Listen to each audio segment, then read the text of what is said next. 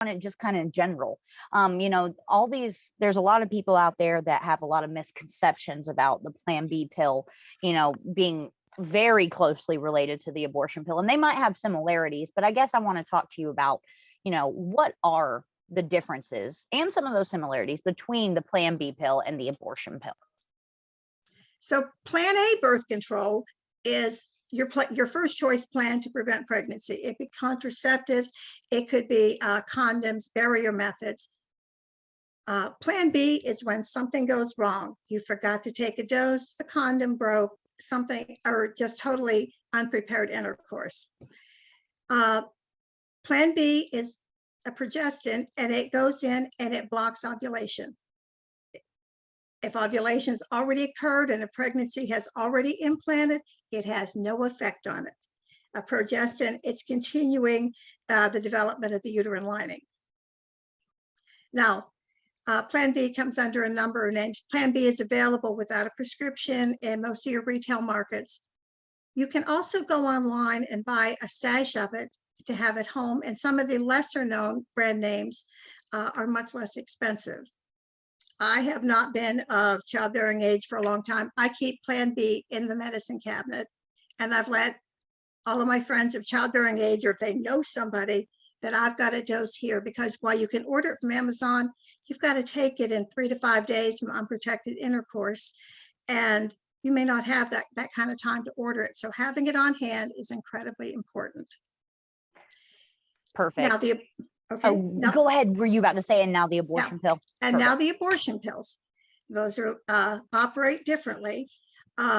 It's a 2-dose regimen. Well, we've heard about RU486 for years and think that it's one pill. It's actually 2 different components. The first component blocks progesterone, so that the body is no longer being protected from the brain starting up again with all the hormones to say that there's no pregnancy here.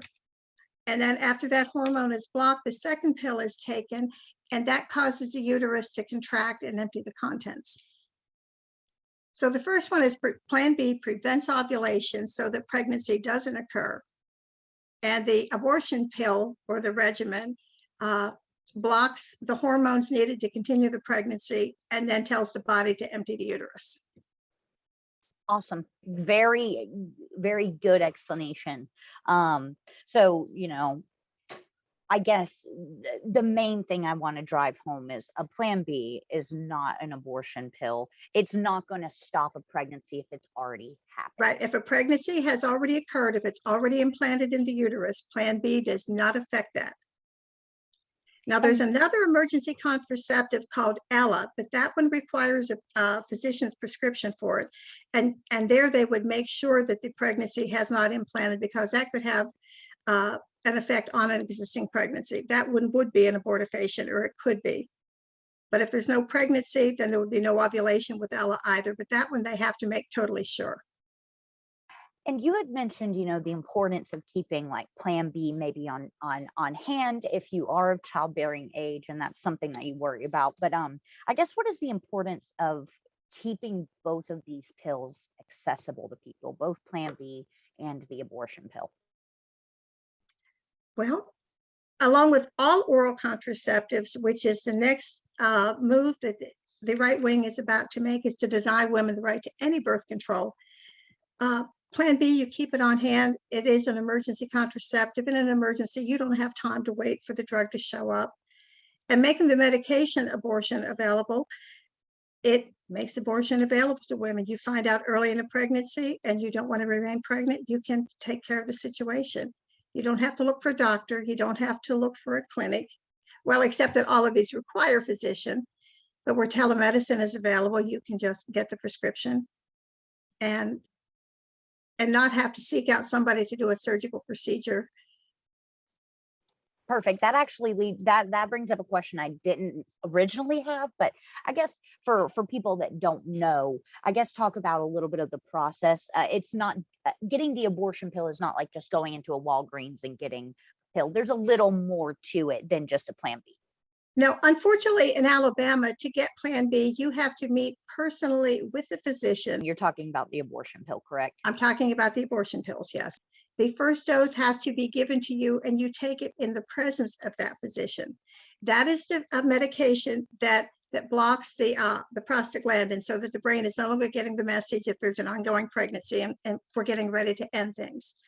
But yes, it physically has to be taken in the presence of an MD. The nurse can't hand it to you. You have to go through all of the counseling that you would have to have, whether you were having a procedure abortion or a medication abortion in this state. And then you go home with the second dose. You can't just go to the pharmacy and pick this stuff up. It has to be run through your physician, not Plan B. Plan B is available at Walgreens, Walmart's, wherever you might want to go shopping for it. And you can get it for less money if you go to Amazon and order it in advance. And one of my last questions is, I'm from Georgia. I've seen Planned Parenthood places around the state. When I moved to Alabama, I do not see those.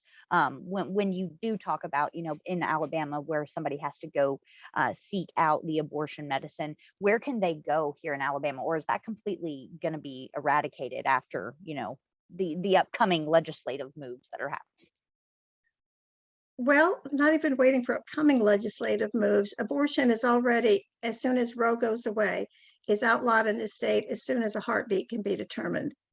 Although the proponents of the bill say that any woman that doesn't know you can't have an abortion after you know you're pregnant. I don't know why anybody would have an abortion before they knew they were pregnant, but that's the way it's written. So yeah, our access to even medications would go away. Okay, I'm trying to think of anything else. Maybe are there any, we in the age of social media, there's a lot of misinformation going around. Is there anything maybe that you would like to clarify about some of those misconceptions when it comes to either the Plan B or the abortion pill that you've seen out there and just want to kind of debunk? Well, people confuse the two of them, and a lot of people think that Plan B is the abortion pill, and that's the big one to debunk because it prevents pregnancy by preventing ovulation.